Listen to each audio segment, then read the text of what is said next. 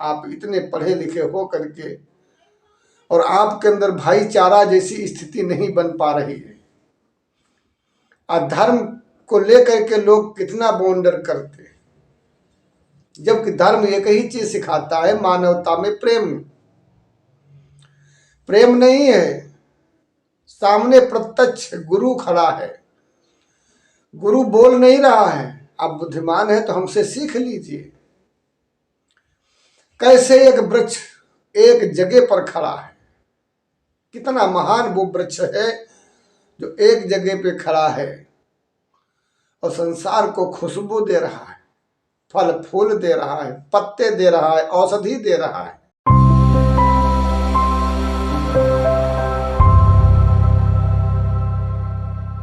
जय श्री राम, नमस्कार।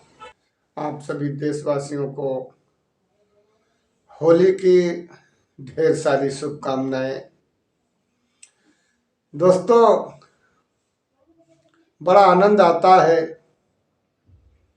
जब होली के रंग और अपनों के संग संसार में सभी अपने, कोई गैर नहीं है। जो दिल खोजा पाइया गहरे पानी पैठ।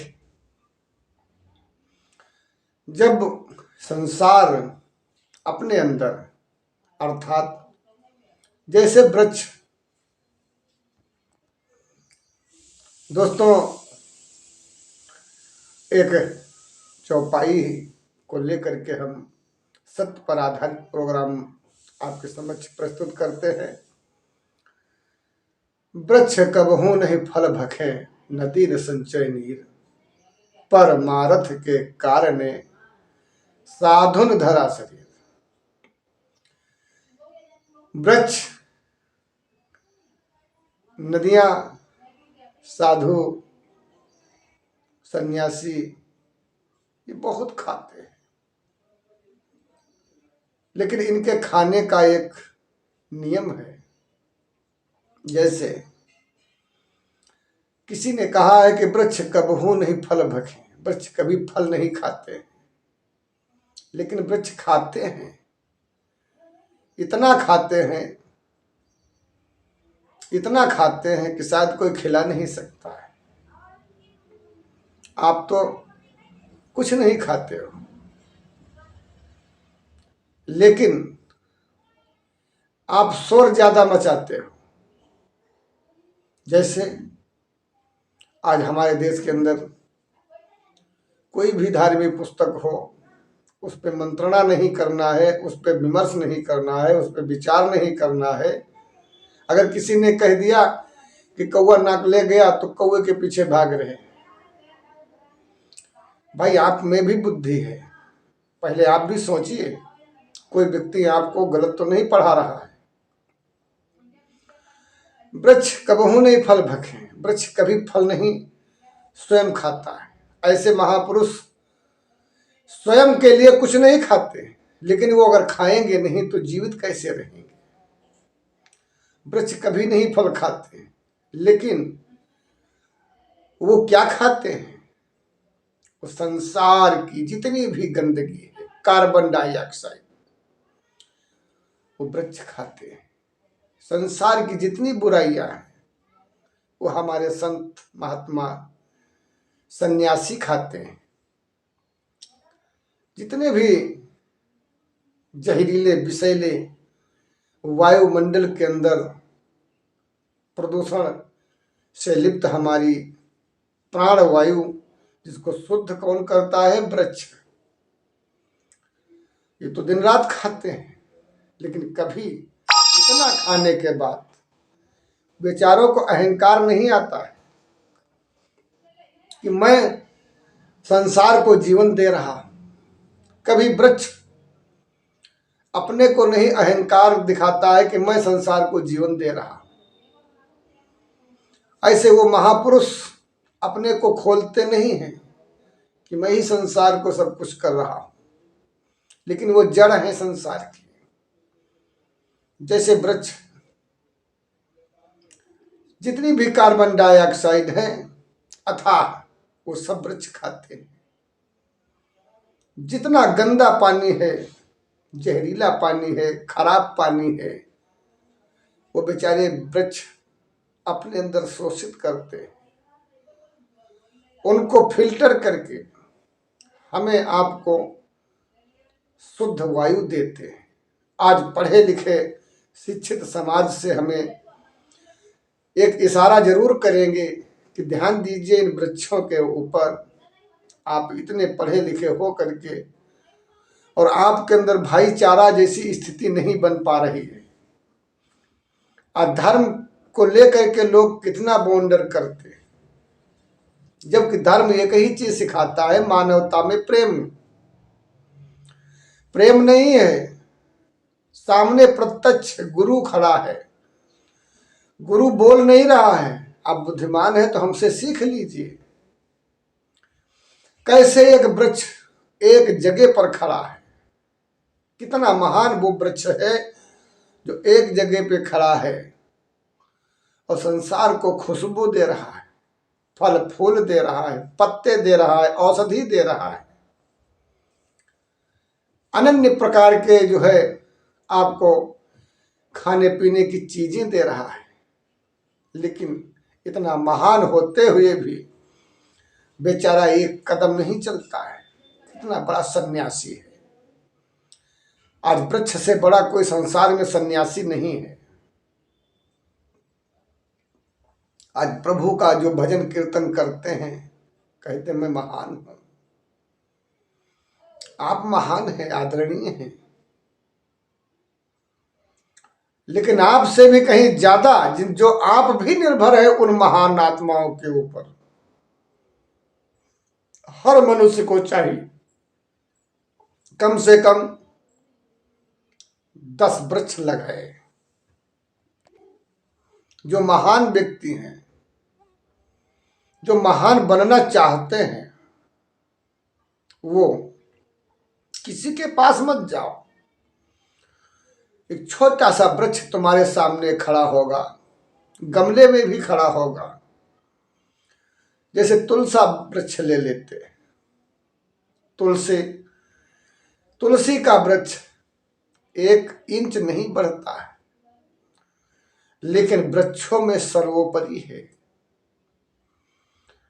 आज आम का वृक्ष 1 रत्ती नहीं बढ़ता है, लेकिन कितने व्यंजन देता है।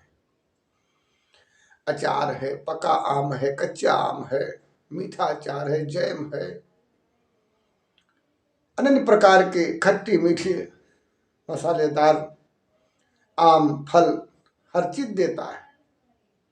लेकिन वो वृक्ष कभी अहंकार में नहीं बढ़ता कि मैं इतना महान हूं, चलो 1 कदम आगे बढ़ जाएं।